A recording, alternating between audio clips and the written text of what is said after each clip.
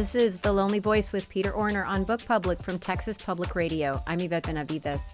William Maxwell's With Reference to an Incident at a Bridge, writes Peter Orner in the essay December Rain, is about the weight of guilt. As a 12-year-old boy growing up in Lincoln, Illinois, the narrator in Maxwell's story commits an act that haunts him for the rest of his life. He'd been a good kid who went out of his way to help elderly people across the street who could have managed perfectly well on their own. He and other Boy Scouts organize a group of younger Cub Scouts, but rather than teach them the ropes about the Scouts, they use the opportunity to initiate the boys. What follows is an act of cruelty that so many decades later, the narrator is still thinking about. Even all these years later, the narrator not only hasn't forgotten these vivid memories, but he still feels guilty for them. He's still after some kind of atonement. All these years later, he's still grasping at that. He feels guilty because even though he was just a child when the incident on the bridge occurred, that cruel act has other complicated implications. He's carrying that around too, and the burden is heavy. What the story does ultimately, writes Peter Orner, is instruct him on the dangerousness of his own heart. Here now, Peter Orner and I discuss William Maxwell's With Reference to an Incident at a Bridge. One thing I think about this story is that if you're going to dedicate a story to one of the other great short story writers of your generation, my sense is that it must mean a lot to you. So I think we know that you and I both have read the letters of Welty and Maxwell. We know how close they were. And the fact that he dedicated this story with reference to an incident at a bridge to Eudora Welty, it's always held a special place for me, even within Maxwell's other great stories.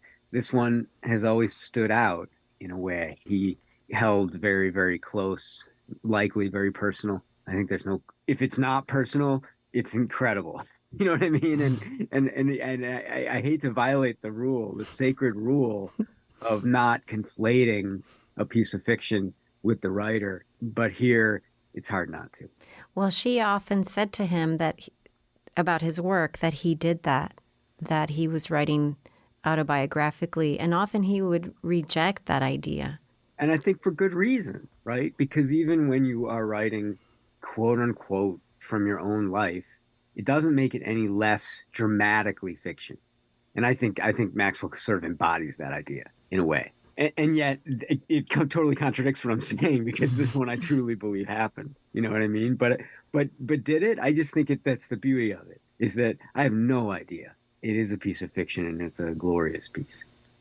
But that's an interesting idea that he dedicates it to Eudora Welty. Then I suppose he really believed it was worthy of that, or hoped it was worthy of that, or came pretty close. Can you tell me why you think this is closer to a true story for him than not?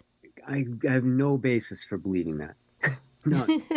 and yet, I think at a certain point, any great piece of fiction will do that in a first person, right? I mean, shouldn't it? I mean, I truly believe this story. And because I believe in the fictional author and what the fictional author did, Yeah. And I'm completely present in this one. Like a lot of Maxwell's stories, they're set back in Lincoln, Illinois, where he grew up and where he spent most of his imaginative life. Imaginative, is that word? Mm-hmm. Life, conjuring up from Manhattan, where he was, a pretty fancy editor at the New Yorker, and wandered around Manhattan and went to an analyst and spent a lot of time in the Met, and yet his, most of his fictional life was set back home in Lincoln. So whether it happened or not, it's so real. It feels so true. Even the tiny little incidental things that you sort of feel like, oh, did he need to include that? And then you just take a step back from it and you realize that's so real. It just is so, it feels so true. It feels so actual. Why is it important to you? Or is it important to you? Or is it, I mean, is it something, I mean, do you care? I don't care. But, No, but we both believe it. I just feel like we're falling into like the trap of like, you know what I mean? I think Like I'm channeling what, everything I believe in, I'm falling in the trap of falling for. but I think I'm channeling Welty because she was adamant. So in so many things that I've read about their relationship, so I feel like I'm sort of channeling her and sort of thinking, what happened here? But it doesn't matter. I mean, Right. as a work of fiction, it's so great. It really, like, we got that out of the way, and now we can Right. And we got talk. it out of the way, but I mean, I guess if we circle back around, it doesn't matter at all, and yet it's everything that we believe it happened. And we believe it happened because the story is so, embodied sentence by sentence to what, I was telling you the other day. I taught this story to a group of sophomores and juniors the other day, and these really cool students were just, one of them was truly blown away by the last sentence. It's kind of a beautiful moment. He couldn't really explain why he was blown away, and I said, "That's it. There it is, right there. You don't have to explain it. You don't have to articulate it. You just have to be blown away." And so maybe we should talk about the story. Yes, but I do want to say, you and I both know with The Lonely Voice with Peter Orner, we don't have to talk about it. We really don't want to talk about it. But here we go. So Right. We just want you to read it. exactly.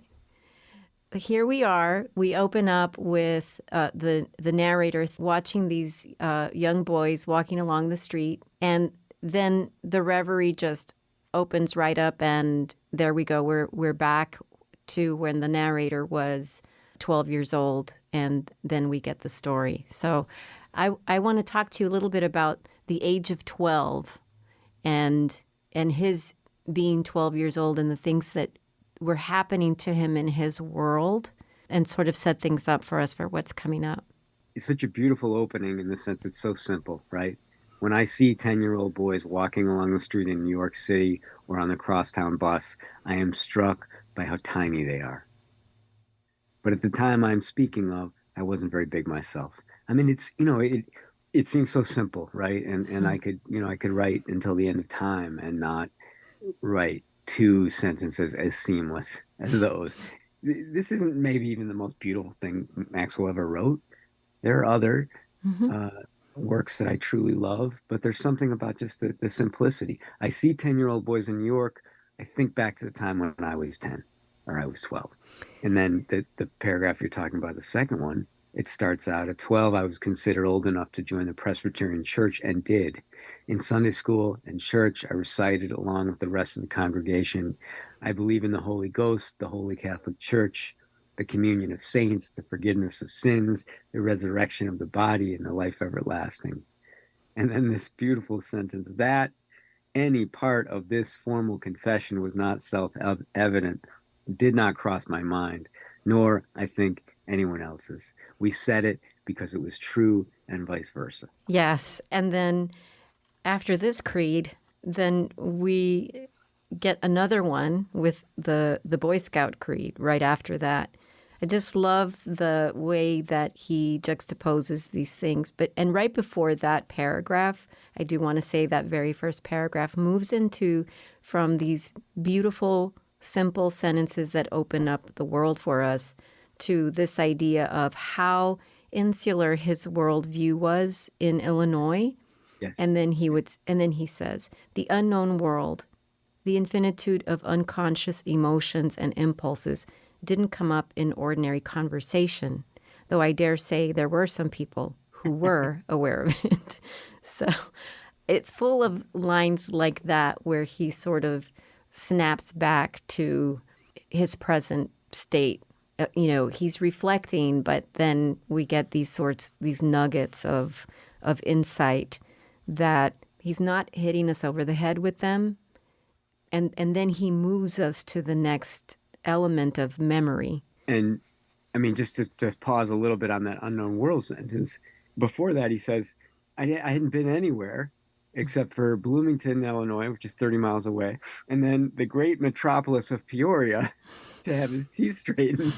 And that was it. He hasn't even made it to Chicago, right? Right. And he's from Illinois. So and yet, as the line and you point out, it doesn't matter where you're from, the darkness is there, and it is not an earthly paradise that I thought it was as a kid. Though I dare say there were some people who were aware of it, the unknown world, the world beyond, quote unquote, the earthly paradise, embodied in this case by Peoria, which is absolutely, to somebody from Chicago, hilarious. And so we see how sort of closed up his view is for all his feelings at that age anyway, like he was really stretching out and expanding his horizons. But at age 12, he could join the Presbyterian Church. At age 12, he could join the Boy Scouts. And it's just so interesting how these two entities merge in terms of, I don't know, it's not a questioning necessarily that he's doing about his belief system or what's shaking his belief system. That doesn't happen until much later. And I would say it's happening as we read the story and as he tells us the story through this voice. But all kinds of things are happening at this juncture at age 12. Right. I should say it's story is kind of an interesting education for a Jewish kid from Chicago. I'm learning about what it's like to be Presbyterian in central southern Illinois. It's wonderful. And then, this, as you suggest, the story shifts. I mean, we should let people know it's only, 2.5 pages. It's a very short one. Yeah. And it starts to kind of move towards where it's going, as you say, like, he's indoctrinated into the church. He's indoctrinated into the Boy Scouts. And as part of his indoctrination of the Boy Scouts is that the Boy Scouts help run the Cub Scouts.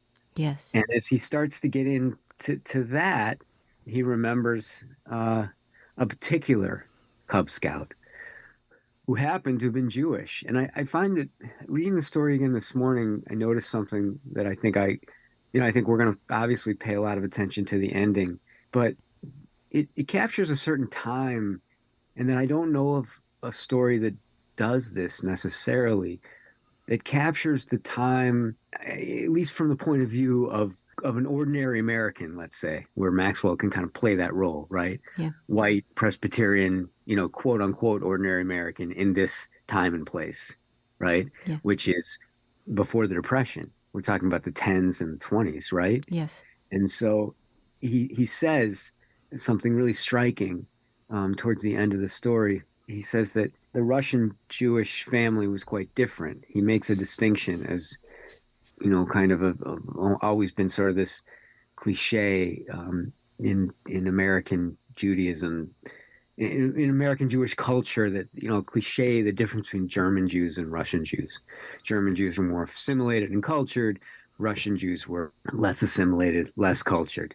So here's what he says. The Russian Jewish family was quite different. They were immigrants, spoke imperfect English, and had only recently passed through Ellis Island. So far as the Lincoln Evening Courier was concerned, news that was not local tended to be about a threatened coal strike or calling out the National Guard to quell some disturbance. Very seldom was there any mention of what went on in Europe. I was a grown man before I learned about the pogroms that drove the Rabinowitzes from their homeland. So we're talking about before the Holocaust, and how most people in America would have had no idea, the travails faced by Russian Jews coming to America. At least it wasn't discussed. And I found that pretty interesting perspective. Yeah, because this insular space that we're in with the very first paragraph, we see how he carries over this idea about just this lack of information and knowledge about others, and the things that he does seem to pick up on. Really, it's coming from his parents and other people. He does say, when he first mentions the Cub Scouts, among the 6 or 8 little boys who turned up for the first meeting was Max Rabinowitz, whose father had a clothing store on a rather dingy side street facing the interurban tracks, in the Chicago and Alton Depot and was a Russian Jew. This distinction would not have meant anything to me if it also had not represented a prejudice of some kind on the part of my elders. And then he says, I suppose it is why I remember Maxie and not any of the others. And I connected that section to what comes in the paragraph right before the one you just read, where he says, at that age, if I thought about social acceptance at all, it was as one of the facts of nature. Looking back, I can see that manners entered into it, but so did money. The people my parents considered to be of good families all had or had had land, income from property, something beside wages from a job. So he's thinking back to what his influences were. I mean, the newspapers didn't have anything about the rest of the world, it seems like, in his memory. And I'm so interested in this idea of how insular his world was and how cut off he was from information. And it's not just because he wasn't traveling around beyond the confines of these towns near where he lived and, got as far as Peoria. But then also, what's so interesting to me is when he's walking, after he introduces Professor Ogilvy, and he talks about that property. And he says, on one side of the lawn, there was an apple orchard, and on the other, a pasture with a little stream running through it. It just feels so open. That's the one point in the story where I don't feel claustrophobic. Right. And then I do. And then he, yeah. I think you're getting it. Like, the claustrophobia is, plus the prejudice, the anti-Semitism, the sort of sense of the world sort of being one thing for a certain type of person, and yet there are these outsiders who are living amongst them. The German Jews, of course, get sort of, a bit of a pass because they're wealthier and they're part of the clubs. But the Russian Jews are slightly more on the outside. There is a sense of I don't know exactly. I think that gets to why I think we're dancing around what happens. But I mean, what happens is an act of kind of startling cruelty. Truly startling. I every time I read this, I'm like, Jesus, really? And it catches your breath, and it's so Maxwell is so deceptive. It seems so clear. Every sentence is so clear, and that wonderful line that you point out when he's walking in the brook and singing to himself, it does have this sense of openness and that sense of earthly paradise. And yet within this earthly paradise is shocking and unprepared for cruelty that he perpetrates. Yes. He walks from that open space into, tucked away in a remote corner of the pasture, the one-room clubhouse, and the scout manual. This thing, this other, like these creeds, these things that he said that they're supposed to say and believe, but loosely. I mean, even this idea of helping an elderly person across the street, even when they didn't really need the help, it's just so hollow, right? Right. This creed it just rings so hollow because they're just sort of, he seems to imply that he's just going through the motions of it. And this idea of Ogilvy, he was immensely patient, good-natured, and kind, like a good scout, I suppose. And then he says, so clearly so that I felt there was not room in his nature for the unpredictable crankiness and unreasonable severity other grown-ups exhibited from time to time. But then the kids want his attention, and then somebody says, what kind of tree is that or something? And he says, a piss elm. And which seems pretty mild, but it seems to really shock Maxwell. He was really shocked as a kid because this perfect Professor Ogilvy does have a is a man, and has in him other things that he wasn't expecting, which of course leads us to the end of story. Yeah. But again, it seems like I think Maxwell, John Updike said something about him that really bugged me. I'm paraphrasing it, but it was something like Maxwell's one of our best writers, and he's definitely our kindest. I feel that Maxwell's work is generous and humane, but I think kind is the wrong word. And I think this story kind of embodies the fact that that's an error. Like, and I don't know that Updike necessarily meant it as a diss, but it always felt to me like a little bit of a pat on the head. Hmm. And this story kind of busts that open. And maybe I make too much of the cruelty at the end, but do you want to talk about it? I do, but I do want to say, I mean, Ogilvy's the only adult we really see super directly, and not really. It's sort of sidewise. It feels like the narrator is setting it up for us just to sort of say, I didn't allow for the fact that he was a fallible human being. Well, allow for it. And not just because of Pisselm, not just because of this sort of lack of patience that makes him say that, or he was trying to be funny, or what he was inappropriate, but he apologized for his language. And then he says, the fact remained that he had said it.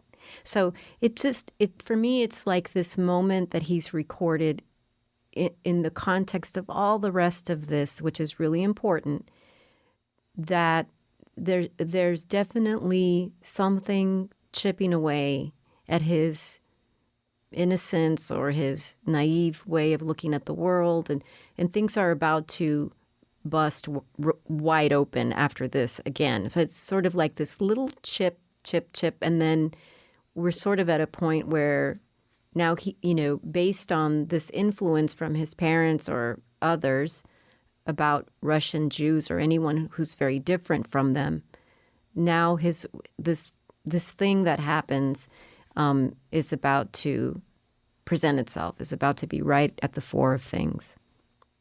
Yeah, and I mean, as good a man as Professor C.S. Ogilvy might have been, he does. I don't argue that he's a symbol of the status quo or anything, but we're talking about the 1910s, 1920s in the U.S. where society was infinitely more constricted, more racist, more anti-Semitic, more anti-everything, Yeah. and everybody that wasn't a white Presbyterian. And Yes. so, the idea that of course he's got more in him, but Maxwell is so insulated. It's like, you don't expect a 12-year-old kid to get it, but he's starting to even feel it then. Yeah. And he feels it when he enacts the power. And I don't mean to get too political in this story, but I think it's an awfully political story in a lot of ways, where he literally enacts the power that somebody of his positioning is permitted to wield. So can you talk about that with Maxie? What happens? All right, so he says on a Monday night we walked the little boys. So somebody decides to do an initiation. And you see the word initiation, you want to run for cover, right? Yes. On Monday night we walked the little boys. You could clear out of town in the moonlight and halted when we came to a bridge. Somebody suggested a foot race with blindfolds on, again for this Cub Scout initiation. A handkerchief, and I remember because I was a Cub Scout, we had that handkerchief that had a little brass sort of handkerchief holder, and put the handkerchief in the little brass thing, and sort of wear it like that. Handkerchief was included in the official Cub Scout uniform, and they all had one. If they had been sent running up the road until we called them to stop, they might have tripped or bumped into each other and fallen down, but probably nothing worse. I noticed that the bridge we were standing on had low sides that came up about to the little boys' belly buttons. I cannot pretend that I didn't know what was going to happen, but a part of me that I was not sufficiently acquainted with had taken over suddenly. And this is where I think, like, even the great William Maxwell, I'm not buying this. And I, come on. I'm not, and I revere Maxwell. I just think, come on. He needed his own editing right there. And I, just leave it at I. Own it, Bill. And he slash I lined the blindfolded boys up with their backs to one side of the bridge, facing the other, and said, "On your marks, get set, go." And they charged bravely across the bridge into the opposite railing and knocked the wind out of themselves. He undoes the falsehood of that he slash I with it, just an extraordinary paragraph. He goes from the very tentative I, the very I'm not owning it totally, to I believe in the forgiveness of sins, some sins. It's an utterly different time and space. We're back in wherever the present world is, the present world that never wasn't present even then, right? I mean, there was no earthly paradise. It was all smoke and mirrors. And it didn't take him long to know that. He's 12 and he's doing this to other kids. And they charged bravely across the bridge and into the opposite railing and knocked the wind out of themselves. Think about that. Think about that. Yeah, it's hard. What that would have been like. He's so good here. And I think literally begging for forgiveness that is never going to come on the page, where he shifts completely out of the scene and then tells us what happened from a distance. So maybe as children, we've all been on one side or another of bullying or an initiation or some terrible, cruel act on the playground. And those stories are out there, but this is not just that. So this idea, you said before, it is a very political story. There's all kinds of statements here about all kinds of different things. So I feel like there's something very salient that's running through this story. I mean, why bring it up? Why have a story that includes this sort of rite of passage thing that we all go through, and bring up the Russian Jewish family, bring up the pogroms, bring up the everything else, and talk about the Presbyterian Creed, the Boy Scout Creed, and all of these sorts of things that we say out loud and we say with conviction and we say for everybody to hear, and then commit such an act as this and create the story, around that, or refer to that memory. So it's just very interesting to me that this is not one of those rite of passage stories at all. It's a story about the cruelty in everybody, but the specific cruelty in someone who does believe that they're generous and kind, and who is generous and kind. I do think Maxwell, reading his work, it's impossible not to sort of think the kind of things that Updike said. There is this sort of generosity and warmth in his work, but that Maxwell knew that always had within it something else. Not saying that the cruelty supersedes the generosity, but that the cruelty is always there. If you can't see that the cruelty is always there, then you're not getting it. I think that's what he's. I mean, who knows? I'm going to say something different about the story in my head tomorrow, but I feel like the presence of the ability to always be able, on a dime, to turn around and do something that cruel. On your marks, get set, go. And now run directly into a railing that's going to knock the wind out of you. It didn't hit their heads. It hit them where? Like below the chest, sort of. Mm-hmm. And then, he shifts back into that moment. The reason I didn't throw myself down on my knees in the dust and beg them. So he gets it right away. After he's done the cruel thing, it's almost instantaneous that he realizes, I have in me cruelty. The reason I didn't throw myself on my knees in the dust and beg them and God to forgive me is that I knew he wouldn't, and that even if he did, I wouldn't forgive myself. Sick with shame at the pain I had inflicted, I tore Max Rabinowitz's blindfold off and held him by the shoulders until his gasping subsided. Now, the story could end right there, and it would be slightly redemptive. But then there's this ultimate refusal of that redemption that I think is what makes the story as memorable. One that always, feels like a knife. It's like a knife wound, this story. Considering the multitude of things that happen in any one person's life, it seems fairly unlikely that those little boys remembered the incident for very long. It was an introduction of what was to come, and cruelty could never again take them totally by surprise. But I have remembered it. I have remembered it because it was the moment I learned that I was not to be trusted. And I would just say, I don't believe that, considering the multitude of things that happen in any one person's life, it seems fairly unlikely that those little boys remembered the incident for very long. I'm not sure I'm buying that.